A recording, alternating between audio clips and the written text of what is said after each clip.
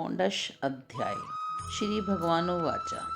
श्री भगवान बोले, भय का सर्वदा अभाव, अंतःकरण की पूर्ण निर्मलता, तत्व ज्ञान के लिए ध्यान योग में निरंतर दृढ़ स्थिति और सात्विक दान, इंद्रियों का दमन, भगवान, देवता और गुरुजनों की पूजा तथा अग्निहोत्र आदि उत्तम कर्मों का उच्चारण एवं वेद शास्त्रों का पठन पठान तथा भगवान के नाम और गुणों का कीर्तन, स्वधर्म पालन के लिए कष्ट सहन और शरीर तथा इंद्रियों के सहित अंतःकरण की सरलता, मन, वाणी और शरीर से किसी प्रकार के किसी को भी कष्ट ना देना, यथार्थ और प्रिय भाषण, अपना अपकार करने वाले पर भी क्रोध ना करना, कर्मों के कर्तापन के अभिमान का त्याग करना, अंतःकरण की उपरति अर्थात चित्त की चंचलता का अभाव, किसी की भी निंदा ना करना, सब भूतों प्राणियों हेतु रहित दया, इंद्रियों का विषयों के साथ संयोग होने पर भी उसमें आसक्ति का ना होना,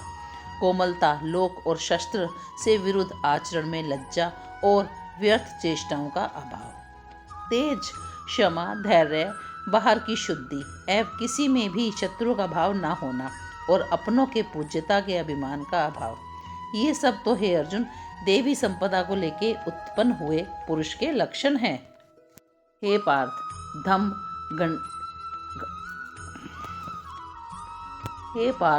दंभ, घमंड और अभिमान तथा क्रोध, कठोरता और अज्ञान भी ये सब आसुरी संपदा को लेकर उत्पन्न हुए पुरुष के लक्षण हैं। देवी संपदा मुक्ति के लिए और आसुरी संपदा बांधने के लिए मानी गई है। इसलिए हे अर्जुन, तू शोक मत कर, क्योंकि तू देवी संपदा को लेकर उत्पन्न हुआ है। हे अर्जुन, इस लोक में भूतों की सृष्टि यानी मनुष्य समुदाय दो प्रकार का है, एक तो देवी प्रकृति वाला और दूसरी आसुरी प्रकृति वाला। इसमें देवी प्रकृति वाला तो विस्तार पूर्वक कहा गया, परंतु आसुरी प्रकृति वाले मनुष्य समुदाय को विस्तार पूर्वक मुझसे सुन।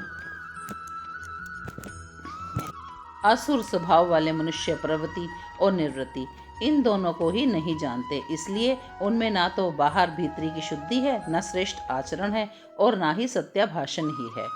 वे असुरी प्रकृति वाले मनुष्य कहा करते हैं कि जगत आश्रय रहित सर्वदा असत्य और बिना ईश्वर के अपने आप केवल स्त्री पुरुष के संयोग से उत्पन्न है, अतएव केवल काम का ही इसमें कारण है, इसके सिवा और क्या है।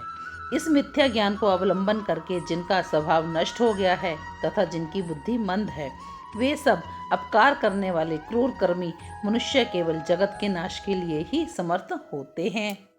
ये पुरुष दंभ और मान से किसी भी प्रकार पूर्ण न होने वाली कामनाओं का आश्रय लेकर अज्ञान से मिथ्या सिद्धांतों को ग्रहण कर और भ्रष्ट आचरणों को धारण करके संसार में विचरते हैं तथा वे मृत्युपरंत रहने वाली असंख्य चिंताओं का आश्रय लेने वाले, विषय भोगों के भोग में तत्पर रहने वाले और इतना ही सुख इस प्रकार मानने वाले होते हैं।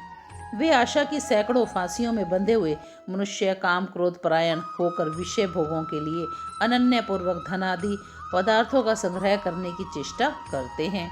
वे सोचा करते हैं कि मैंने आज यह प्राप्त कर लिया और अब इस मनोरथ को प्राप्त कर लूँगा, मेरे पास यह इतना धन है और फिर भी यह और हो जाएगा, वह शत्रु मेरे द्वारा मारा गया और उन दूसरे शत्रुओं को मैं मार डालूंगा, मैं ईश्वर हूँ, ऐश्वर्य को भोगने वाला हूँ, मैं सब सिद्धियों से युक्त हूँ और बलवान तथा सुखी हूँ, मैं बड़ा धनी हूँ और बड़े कुटुंब वाला हूँ, मेरे समान दूसरा कौन है, मैं यज्ञ करूँगा, दान दूंगा और अमोद प्रमोद करूँगा। इस प्रकार अज्ञान से मोहित रहने वाले तथा अनेक प्रकार के भ्रमित चित्त वाले मोह रूप जाल से समावृत और विषय योग में अत्यंत आसक्त असुर लोग महान अपवित्र नगर में गिरते हैं। अपने आप को श्रेष्ठ व घमंडी मानने वाले पुरुष धन और मान के मद से युक्त होकर केवल नाम मात्र के यज्ञों द्वारा पाखंड से शास्त्र विधि रहित यजन करते हैं। वे अहंकार, बल, घमंड, कामना और क्रोध आदि के परायण और दूसरों की निंदा करने वाले पुरुष अपने और दूसरों के शरीर में स्थित मुझ अंतर्यामी से द्वेष करने वाले होते हैं। उन द्वेष करने वाले पापाचारी और क्रूर कर्मी नराधनों को मैं संसार में बार बार असुरी योनियों में डालता हूँ। हे अर्जुन, वे मूढ़ मुझको ना प्राप्त होकर ही जन्म जन्म आसुरी योनि को प्राप्त होते हैं, फिर उसमें अति नीच गति को प्राप्त होते हैं, अर्थात घोर नरक में पड़े रहते हैं। काम, क्रोध तथा लोभ, ये 3 प्रकार के नरक के द्वार आत्मा का नाश करने वाले अर्थात उसको अधोगति में ले जाने वाले हैं। अतएव इन तीनों को त्याग कर देना चाहिए। हे अर्जुन, इन तीनों नरक के द्वारों में मुक्त पुरुष अपने कल्याण का आचरण करता है, इससे वह परम गति को जाता है, अर्थात मुझको प्राप्त हो जाता है। जो पुरुष शास्त्र विधि को त्याग कर अपनी इच्छा से मनमाना आचरण करते हैं, वह ना सिद्धि को प्राप्त होते हैं, ना परम गति को, और ना ही सुख को ही प्राप्त होते हैं। इससे तेरे लिए इस कर्तव्य और अकर्तव्य की व्यवस्था में शास्त्र ही प्रमाण है।